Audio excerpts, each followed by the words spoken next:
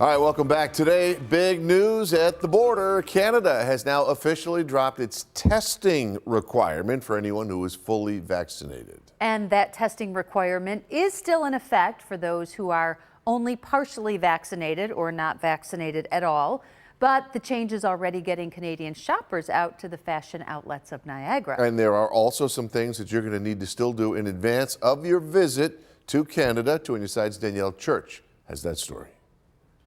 Prior to the pandemic, I'm told about 30% of the shoppers who were coming here were from Canada. When the border finally reopened in November, they started to see a few more people coming back. But now with these ease restrictions, the mall tells me that they hope to see even more shoppers from Canada once again. We're very excited that today is here. That's John Doran, general manager of the fashion outlets of Niagara. He says he's expecting the change at the border to encourage more Canadians to support business here today and this weekend. And he's not wrong. I ran into one shopper from Mississauga, Ontario, who hadn't been to the fashion outlets in 2 years. How does it feel to actually be back across the border? Oh, it feels so good. It feels so good.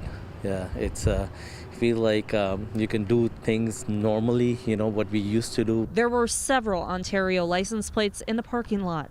It was up to $200 for a COVID test that had previously kept some Canadian shoppers away from Western New York.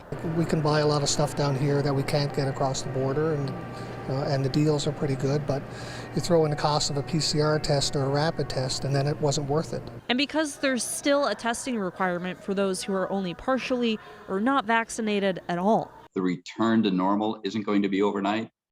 It won't take days or weeks. We're probably months or possibly a year or two away from seeing those 2019 numbers.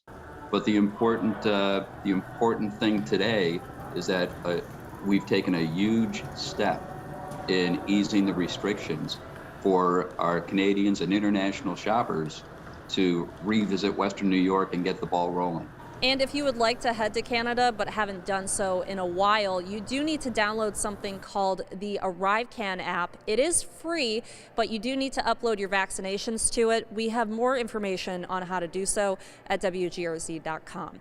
Reporting in Niagara Falls, Danielle Church, Channel 2 News.